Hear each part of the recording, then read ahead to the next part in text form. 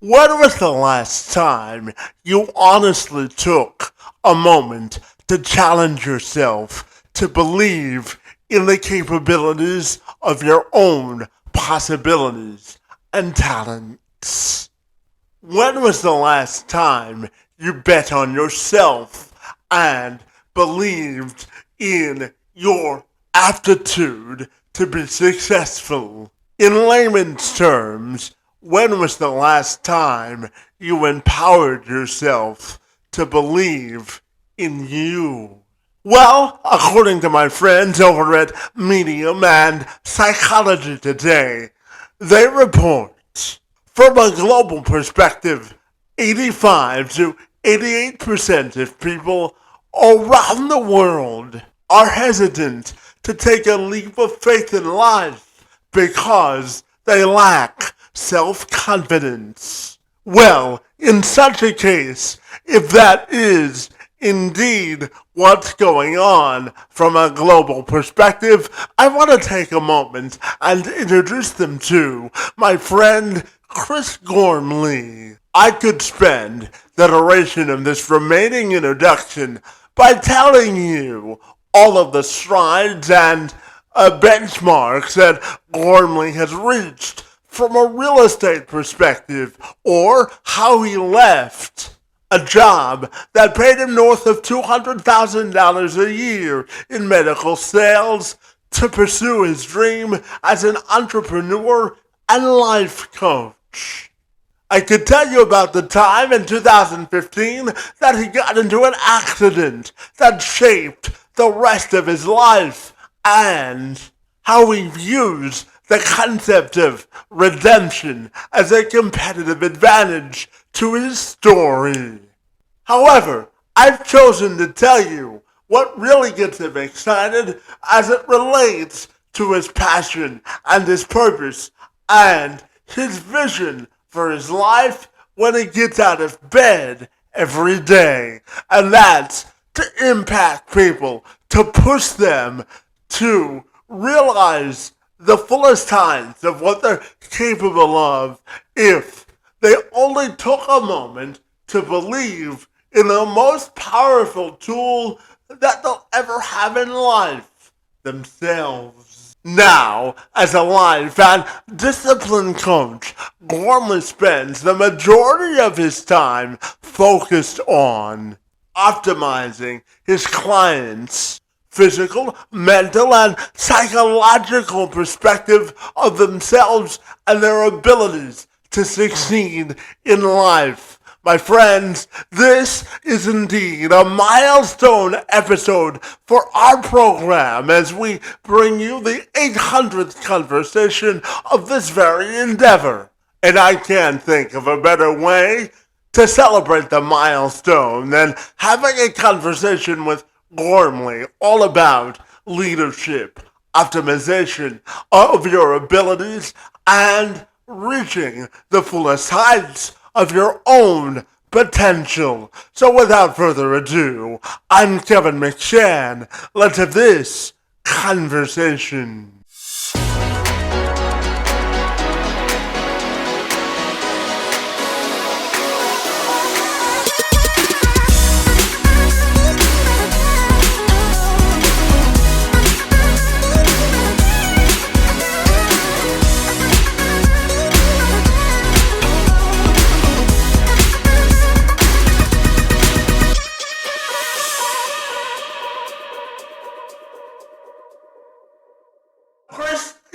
So Chris, if you're ready, I'll take a moment to welcome you to the program, my friend, and I'm super excited to learn about your life and everything that makes you fabulous. Great to see you this morning, my friend, and happy Thursday morning to you. Thank you. Absolutely, likewise. Absolutely, my friend. And, you know, Chris, I was fascinated to talk to you this morning. And my first question for you, my friend, is how do you view the concept of both consistency and expectations? Because I know you have a particular view on those two things in particular. So I'm wondering if you could share that with me this morning. Absolutely. And just to make sure I understood, Kevin, so how do I sort of view consistency and expectations? That was the question. Absolutely. Great question. So I think with, the consistency piece, it's interesting. I actually just made a reel about this on my Instagram. I think regardless of how we act and sort of how we go about our day, I think we're always consistent. It's just, are we consistently inconsistent, or are we consistent in the right manners, right? So in my mind, I already view it as, look, I'm going to be consistent. I might as well just do everything I can to try to consistently show up in a manner that's progressive, that catapults my life, that makes a positive impact on other people. Because even if I'm not, quote unquote, consistent, that is consistency in its own regard, right? You're just inconsistently inconsistent, like I said. So that'd be my take on the consistency piece. I think on the expectations, I'm a big believer of dichotomies, Kevin. So I think that, I don't ever pigeonhole myself into one end of the spectrum. So when it comes to expectations, I will say that there's absolutely expectations I have for my life. There's no doubt about that. However, I'm a big fan of detaching from those expectations, because when you get so focused on the end result, an end result that may not even pan out, it takes away from the journey, and it takes away from really falling in love with the process, which I think is, if you really want to obtain your end goal, you have to fall in love with the journey, because it's going to be so freaking hard that you got to have a love for it. So, it's interesting. I don't really have a sort of a one or a two word answer, so to speak, when it comes to those things. But I just think that if you can absolutely have expectations in your mind, but detach from them and enjoy that journey, and you can learn how to show up in a consistent manner, no one's going to stop you. Nothing's going to stop you. Yeah, and Chris, I know that you also have sort of an interesting view when it comes to the concept of tough love and really demanding the most out of yourself. So I'm wondering your thoughts on the concept of tough love and how we can apply it to really elevate our own standards in life. What are your thoughts there, my friend? Yeah. Another great question, Kevin. So, I think I'm a big fan of the self-help, the psychology era that we've lived in over the last 50, 60 years. Understanding your mindset, all that stuff's really important, but I think it is swayed a little bit too far. I think it's swayed a little bit too far in the sense that we're constantly focused on how we feel, how we make other people feel.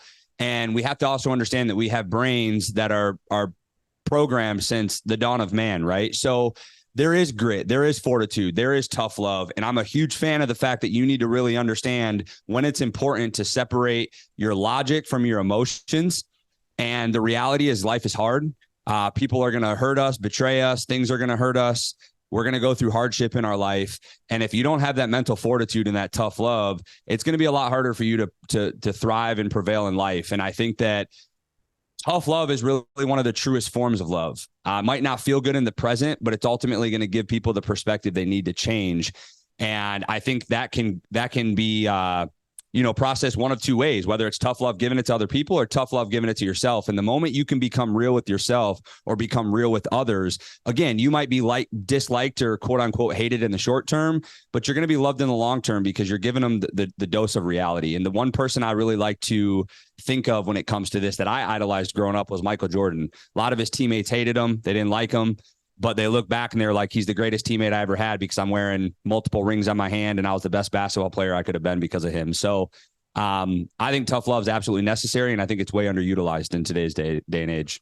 Well, Chris, I have to tell you why. I appreciate the sports reference, my friend, because I started my career as a sports reporter. So thank you for that. Yeah, heck yeah. Of course. So, and Chris, I'm curious to also get your perspective on the idea of elevating self-confidence in life, because there are certain instances in life where I think people are afraid to take the leap of faith in their own abilities because of a lack of self-confidence. So, what is your view in sort of elevating our level of self-confidence and belief in ourselves? What do you think is the key there, my friend? Yep. So I think the best thing about self-confidence, Kevin, is that it's not something you're born with. It's not something you either have or don't have. It's something that you can forge. It's something that you can build. There have absolutely been times in my life. I think there's always going to be, I think, times in life where you want to build confidence in certain areas, but there's really been times in my life where I lacked confidence pretty significantly in certain areas of my life. And again, with the tough love, with the consistency, with detaching from those expectations, like those points we just hit on, and really following through on your commitment day after day, that builds the confidence. You know what I mean, Kevin? That allows you to see that you can produce results, that you can consistently show up even when you don't want to. It allows you to be real with yourself through that tough love. And you eventually get to the point where you're just like, I'm the man or I'm the woman and I got this and I can do this. And I think it's, the best thing about self-confidence is that it can be built. So yeah, absolutely. Chris, how do you think discipline and happiness are interconnected? How do you think those two things are related? Oh man, another great question. I think they're directly related. I think they're siblings, if you wanted to put a family analogy on it. I think that, can you be happy without discipline? I think to a certain extent. I think the more disciplined you are, the happier you're going to be. Yeah, I would say that as well. Now, again, there's a little bit of color in this because you have to detach from that expectation, right? If you're super disciplined, but you're focused on the end result, that's going to lead to disappointment. But if you're disciplined in that you're taking it day by day with the end goal in mind, but you're not attached to it, that's where the happiness comes into play. And I tell you what, the more I do things that I don't want to do, when I go to the gym when I don't want to, when I get up early and I don't want to, I might be tired. I might not want to go in the beginning, but man, oh man, am I happy. But when I listen to that, that inner, that inner weak voice, if you will, it might feel good in the short term, but I feel way worse in the long term. So to your point, discipline and happiness are siblings. Yeah, absolutely. And, of course, I'm going to share just a quick story about myself, my friend. So anyone that listens to my podcast knows that I was diagnosed with what's called spastic quadriplegia, cerebral palsy at birth, my friend. And I actually found out at the age of 9 that I wouldn't be able to walk throughout the duration of my life without a walker, my friend. But I always live my life through the saying that inclusion is the gateway to independence and that everyone's portrait of success is different. So when we talk about the word inclusion and breaking down barriers to access to opportunity, I'm wondering your view on that concept and your view on the word inclusion as well. Yeah. Now, you mean inclusion from more of like a societal standpoint? That's correct. Yeah.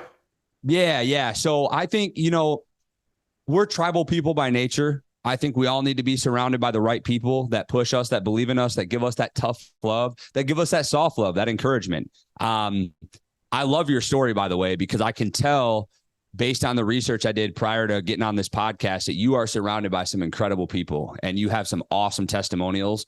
And I think your story is absolutely fabulous when it comes to inclusion.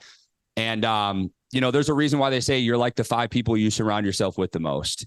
And, your environment is everything. If you want to switch up your motivation, if you want to switch up your momentum, if you will, switch up your environment. And I think that goes for people too. So I think conclusion is absolutely one of the most vital things. You can be as good as you want to be internally, but if you're in the wrong environment, you're never going to be as good as you could be. We all hear of the success stories where people grow up inner city, struggling, in the hood, if you will. I was one of those guys. I grew up there for a good portion of the time. People break out of that and they do have that internal mindset that gets them away from that. But we can all see that when you get out of that environment, you thrive, you take off. And everyone who gets out of that environment says, I wouldn't have made it if I would have stayed there. So it's huge. Yeah, absolutely. And, of course, I'm also fascinated to ask you about the correlation between relationships and making progress in life. So how do you think relationships and leadership is interconnected? I think it becomes substantially easier to succeed in life, regardless of what your definition of success is, whether it's time freedom, financial freedom, etc. If you're surrounded by the right people in the right relationships, I think you can have a certain amount of success in any type of relationship. I'm a prime example of that. I mean, I know personally, like in my last relationship, that was 5 years, I had a certain amount of support. I started my real estate company.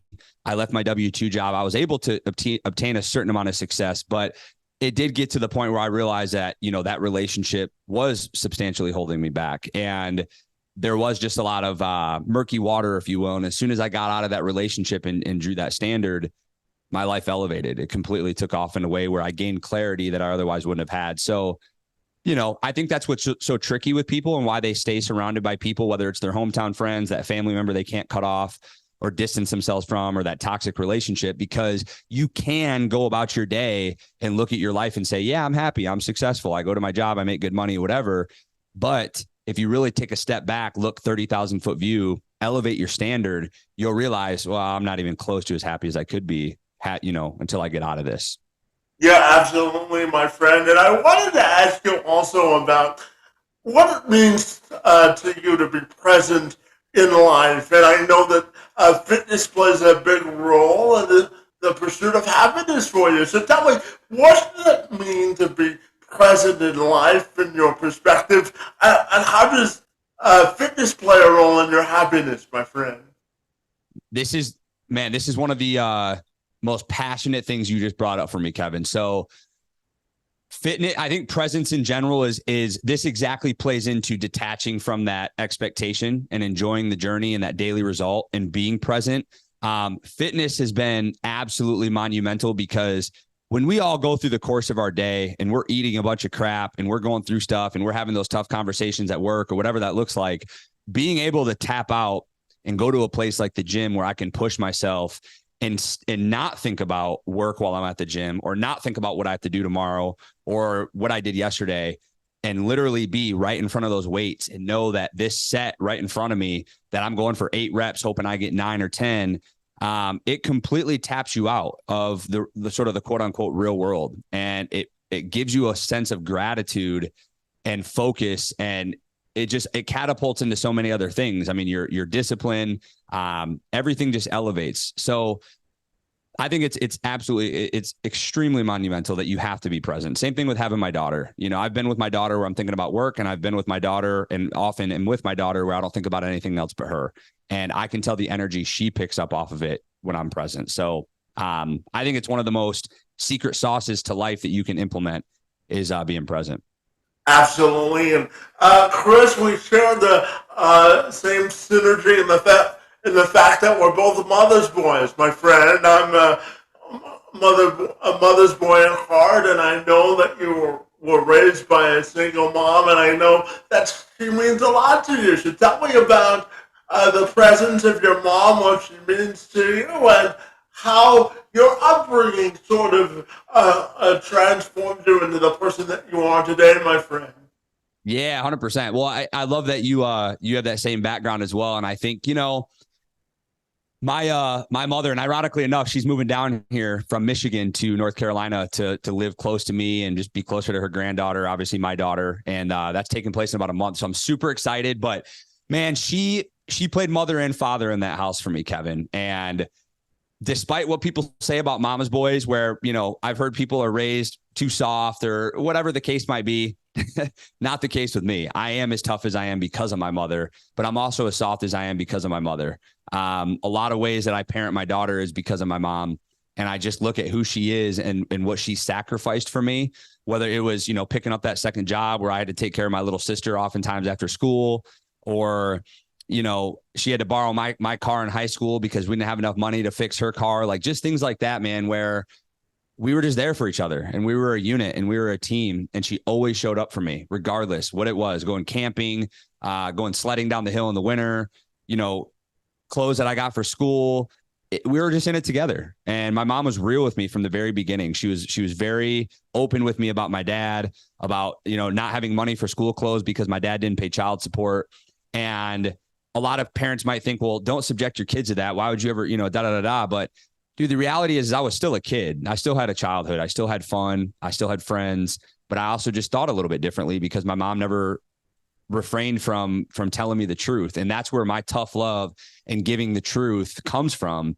And I'll be honest with you, man, I know my dad. We don't really have a relationship. I have peace with it. We've had conversations.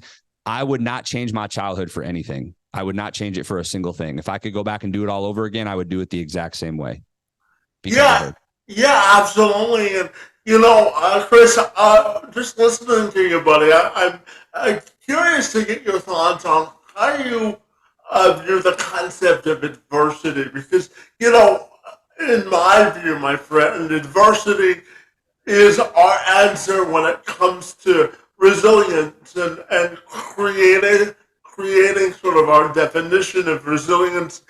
It's sort of the answer to the test when adversity strikes. So I'm curious to get your thoughts on how adversity and tenacity are sort of interconnected, and how can we grow from that as well. Yeah, absolutely. So I think adversity is inevitable. I think it's something that we're all going to face. We're all going to go through. And I think that is where you put that tenacity to the test. I can tell you this, Kevin, there's a lot of things that I had in my childhood that I don't want my daughter to go through. But at the same time, I want my daughter's life to be hard. I want her to face adversity. I want her to grow her tenacity. I don't want her growing up in a bubble. We have to have it. I mean, if you want to have a truly fulfilling life, if you want to learn how to take risks, if you want to learn how to really understand yourself to your deepest depth of your soul, you have to put yourself through tests. You have to subject yourself to hard things and face that adversity to prove your tenacity. That's just the reality, man. I mean, we're all tested. We all find ourselves when we're tested, Yeah, absolutely. And of course, how do you define elite independence? What's that now? I said, how do you define elite independence? What does it mean to you to have elite independence? Yeah, that's a great question. I think elite independence to me means having a mindset that you don't need anybody, but understanding that in a way you need people. And what I mean by that is you don't lean on other people to rescue you, to save you. You only lean on other people because you want to give value to those people, or you also want to soak value up from them and learn from them. And I think ultimately, if you can balance that, look, like I don't need anybody to survive, meaning I've got myself, I can show up for myself, I know who I am, but I'm also not emotionally detached or emotionally unavailable. And I'm not going to sit here and say like, I don't need anybody, because that's sort of a toxic mindset. There's a healthy way to view not needing anybody, understanding that we all thrive off connection and that you still seek that connection. And that to me is what defines elite independence. Yeah, and on the other side of the coin, my friend, how do you define empowered leadership? What do you think it means to be an empowered leader? Great question as well. I think first of all is telling people what they need to hear, not what they want to hear. I think one of the toughest parts of leadership is having that constructive criticism or that constructive conversation with somebody. And I also think that it's leading people down a path to discover their answer, and knowing when to give them direct answers. I think if you just give, they'll lean into you as like a crutch. But I also think, there are times where you have to give it to people direct. So balancing leading them down that path and leading them to the answer versus giving it to them, I think also is another sure tell sign of an elite leader for sure. And then the last thing I would say is leading by example. You have to lead by example. You can't tell somebody to do something you're not doing. That's exactly right, my friend. And what do you think when you think about your sort of leading by example? What does it mean to you to set an example for others to follow? What does that mean to you? I think it's everything. I think it's your brand. I think it's your credibility. I think it's your ability to, build a following. And I feel like it's showing every side of who you are, because the reality is, Kevin, is we're all going to have moments of hypocrisy, right? We're all going to have a time in our life where we ask somebody to do something that we haven't done. I tell people to get up early. I tell my clients to get up early. Has there ever been a moment in my life, one time, even 2 times, 10 times, where I've overslept? Yes, there is, right? So by definition, I'm a hypocrite. But I think being real with that. So lead by example also means not only if I tell people to get up early, I should be doing the same thing, but it also means that, look, I'm flawed and I'm not perfect. And I don't expect you to pretend that you are as well. And I lead by example in my imperfections as well, because I also want to teach people that when you get derailed, that when you do oversleep, here's how you go, here's how you combat that regret. Here's how you get right back on track with your day. And here's how you wake up tomorrow and just, you're right back on track with your, waking up. Yeah, absolutely. And, of course, I have been told by a lot of people that I am an inspirational person because of my own personal story. But I tell people that I'm simply persistently consistent. And I view my disability as having a competitive advantage in life because it allows me to look at life from a different perspective. So tell me, in your sense, my friend, what does it mean to develop a competitive advantage in life? And how can we use it to our advantage to prosper?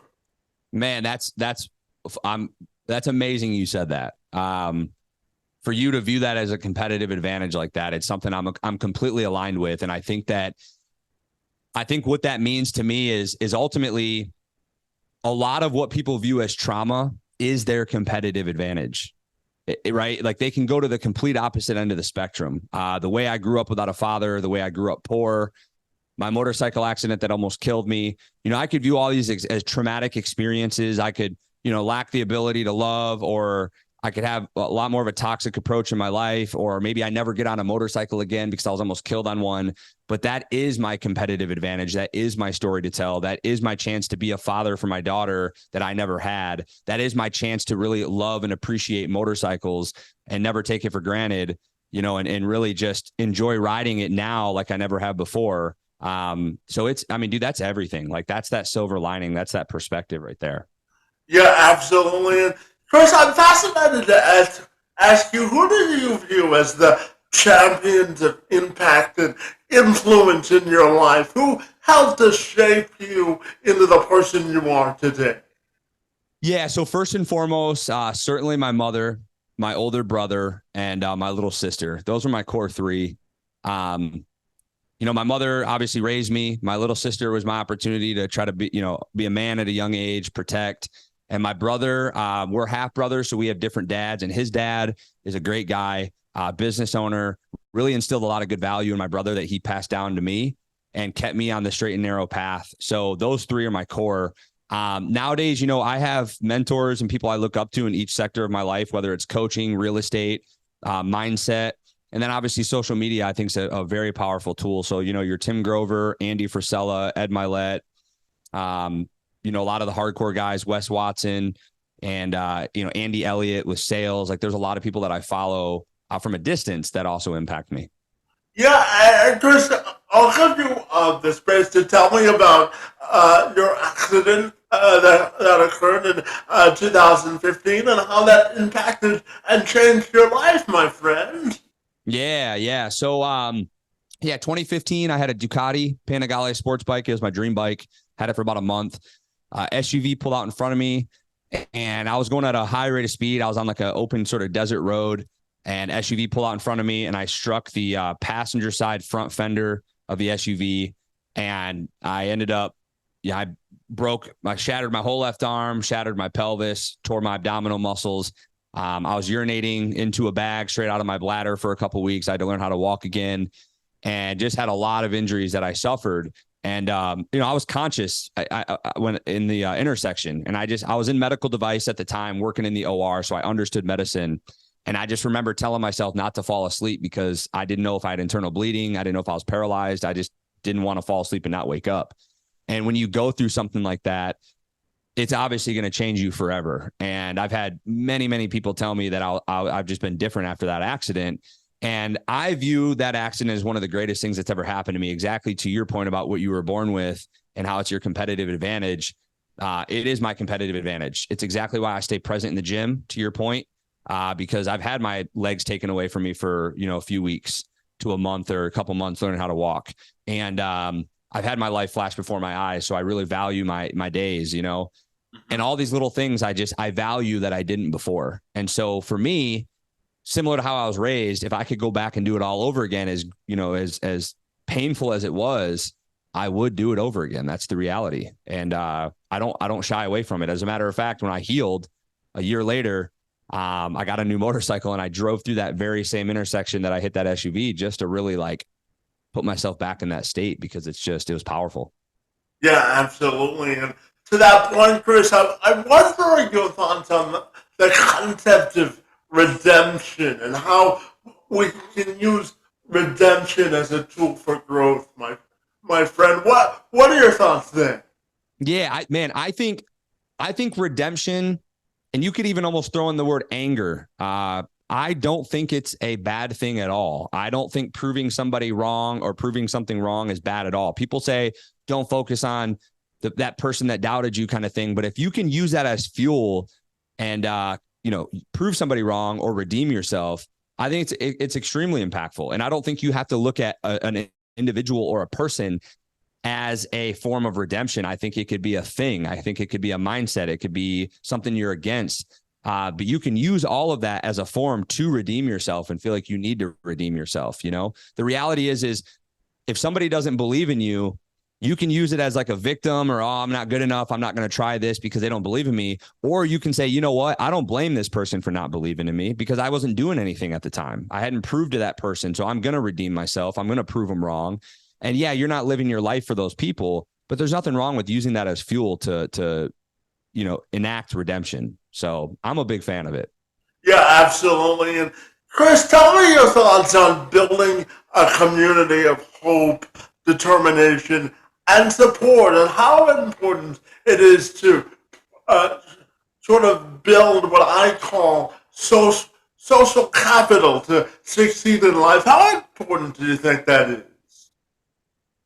That plays back into what we talked about, Kevin, with the thoughts on inclusion. I think it's vital if you want to go far. If you want to go fast, go alone. If you want to go far, go together. And I think that having that, there's tons of support groups out there. So if you're, anyone listening to this, if they feel discouraged or if they're like, oh, there's already groups out there, every individual relates with other individual completely differently. That's why I've had multiple coaches. That's why I have multiple mentors, etc. And I think starting a group or having a group that you're a part of, it's almost necessary. I mean, you could say technically it's not needed, but I would say it's necessary if you really want to go far, because we all have tough days and we all have days where you want to talk to somebody and get feedback or just mouth vomit on somebody and just get it off your chest. And so I think without it, I think we'd be a lot unhappier than we really need to be. Absolutely. And Chris, what does it mean to you to have ambition in life? What does that mean to you, buddy? Yeah, man, I think that's really one of the essence of life. And it's really, ambition doesn't just mean chasing money. Ambition, I think, really means pursuing your truest potential. Someone listening to this could be a stay-at-home mom. You can be a dud of a stay-at-home mom, or you can be an ambitious stay-at-home mom. And I think that's what plays into passion, energy, ultimately just taking your emotions and your vibe and your aura to the next level is being ambitious. I mean, we all know when we see somebody who's ambitious and it's, we want to be around it. It's attractive. So I think it's, again, I don't think it's a necessity out of life, but I think your life is that much better if you can tap into your ambition and get after it. Yeah, and speaking of ambition, my friend, I know that you left a job that paid you handsomely as a medical sales rep, my friend, and you started a career in real estate and launched your own business. So tell me about that process and how it changed your life, my friend. Absolutely. I'll tell you this. So leaving that job was the scariest thing I ever did, but it was one of the most vital, essential things I ever did. And I look at, starting a business, especially when you come from a higher paying job, you're going to feel like you're backed into a corner. You're going to feel like you made the wrong move at times, but you experience this freedom and this alignment that you can't really explain until you actually make that leap of faith. And it really forces you to, either, prevail or fall. I mean, that's really it. Like, you either have two options. You're either going to sink or swim. And I think when you put yourself in that position, I think we as humans are so resilient. I think most of the time we're going to swim. And, I burned the boats mentally. I wasn't going back, and I knew that. So I didn't have any other choice. And I think it was the greatest thing that ever happened to me. Yeah, absolutely. Absolutely. Sometimes we have to take a leap of faith in our own abilities, right, in order to prosper, right? That's right. So, my friend, I'm sure that you will agree with me that the most important job that you'll ever have is being a dad. So tell me, what does it mean to you to be an elite dad, and what does your daughter mean to you, my friend? Oh, man, that's number one right there. That's literally number one above everything. So it's I can't even put into words what she means to me, how she's changed my life, how much she teaches me every day, how much I teach her. I mean, it's incredible, man. It's a bond that it's hard to really truly put into words. And I just thank God every single day. There's not a day that goes by that I don't have a very even granular piece of gratitude for her, whether it's just something she says or a moment we have together. And then obviously the macro things as well. Just the fact that I just have this little girl in my life that I get to lead. It's incredible. And I don't have a son.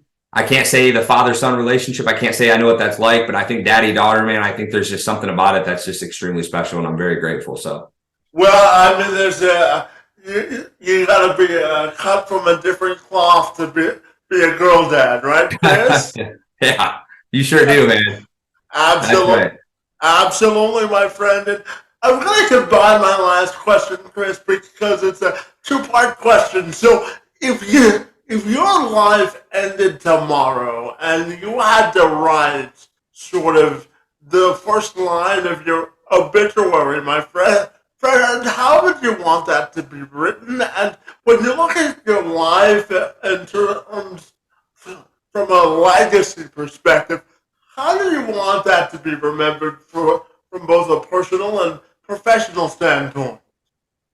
Yeah, so I think you said the first question was my first line of my obituary? Yeah, if you had to write the first line of your obituary, how would you want that to read and why? That's a great question. The first line, I have ideas of how I want my obituary to go, but I think the first line would be,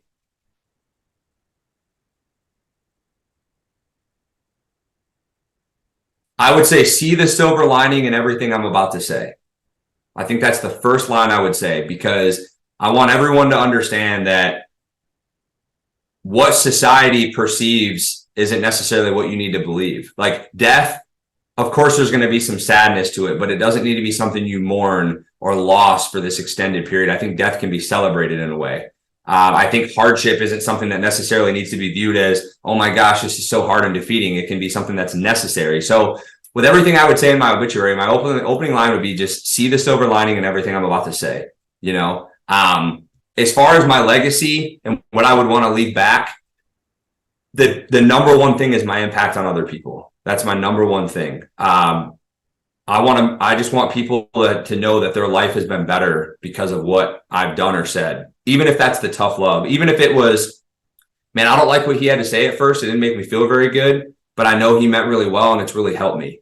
I just want to have that impact on people. And I want to give that unpopular opinion of, you got to have the tough love. And I'm going to tell you what you need to hear, regardless if you want to hear it or not. So. Yeah, absolutely, my friend.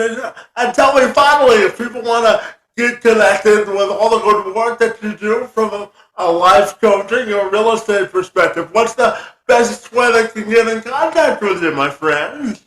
Yeah, absolutely. So my handles, the Chris Gormley.